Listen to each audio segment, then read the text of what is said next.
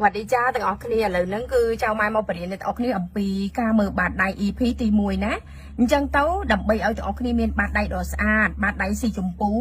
គឺជាបាតដៃហេងបាតដៃក្រហមគឺជាបាតដៃលេខ1តែម្ដងអញ្ចឹងបើសិនទាំងអស់គ្នាចង់ឲ្យបាតដៃខ្លួនឯងស្អាតទាំងអស់គ្នាត្រូវប្រើ BB UV cream នេះគឺយើងផលិតមកដើម្បីលាបបាតដៃសើមដួងណាអញ្ចឹងទៅវាធ្វើឲ្យកន្លាដៃយើងនឹងវាឃើញច្បាស់ល្អអាហ្នឹងអញ្ចឹងណាអញ្ចឹងយើងចូលរៀនថ្ងៃហ្នឹងគឺយើងនិយាយអំពីខ្សែរៀបការរបស់យើងអញ្ចឹងទៅខ្សែរៀបការនៅកន្លែងនេះណានេះអាកន្លែងនេះគឺខ្សែរៀបការអញ្ចឹងទៅវាមានណាខ្សែរៀបការបែបនេះបើសិនជាអ្នកណាមានខ្សែនឹងខ្លីមានន័យថាអ្នកនឹងអត់បានរៀបការឯងកន្លែងហ្នឹងតែបើអ្នកនឹងមានខ្សែនឹងវែងមានខ្សែនឹងវែងបែបនេះអ្នកនឹងបានរៀបការយ៉ាង 100% ណាគឺរៀបការថកថមទៀតប៉ុន្តែបើអ្នកនឹងមានខ្សែនឹងវាវែងខ្លាំងមកដល់កន្លែងនេះបើវាវែងបែបនេះអញ្ចឹងមានន័យថាអ្នកនឹងបានរៀបការជាមួយប្តីដុកទ័រប្តីចំណេះដឹង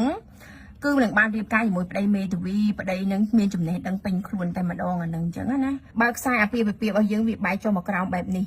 គឺមានន័យថាអ្នកនឹងរៀបការអ្នកនឹងត្រូវតែបានលែងគ្នាណាអ្នកនឹងអត់មានប្តីមួយអ្នកនឹងត្រូវមានប្តីពីរអញ្ចឹងទៅ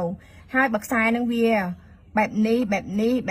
គឺអ្នកនឹងមានវិបត្តិកម្មស្នេហាយ៉ាងធ្ងន់ធ្ងរណាអញ្ចឹងគ្មានប្រុសណាយកគាត់បានទេអានឹងមួយដែរណាអញ្ចឹងយើងត្រូវចេះមើលដៃនឹងដើម្បីប្រកបទៅជាមួយវិជាថ្លឹងឆ្អឹងរបស់យើងเนาะអញ្ចឹងនេះគឺគេហៅថាខ្សែអាពាហ៍ពិពាហ៍បើគាត់មានបែបនេះណាបែបនេះហើយក៏បែបនេះអញ្ចឹងទាំងរំតែគាត់បានរៀបការហ្នឹងបើគាត់មានបែបនេះដូចម៉ែគូហ្នឹងទាំងរំគាត់បានរៀបការគឺគាត់ត្រូវឆ្លងកាត់មនុស្សប្រុសជាច្រើន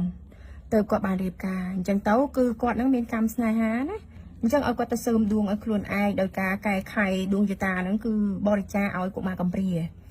គឺទិញម្ហូបទិញមហាអីទៅឲ្យកុមារកំព្រាណាដើម្បីកែដួងចតាគាត់អាហ្នឹងអញ្ចឹងឥឡូវហ្នឹងគឺយើងរៀនវគ្គនេះ EP ទី1ហ្នឹងគឺយើងរៀនអំពីគឺខ្សែអាពាហ៍ពិពាហ៍អញ្ចឹងទាំងអស់គ្នាដឹងហើយអញ្ចឹងទាំងអស់គ្នាខំរៀនដើម្បីចេះខ្លាចជាគ្រូទៅថ្ងៃអនាគតហើយ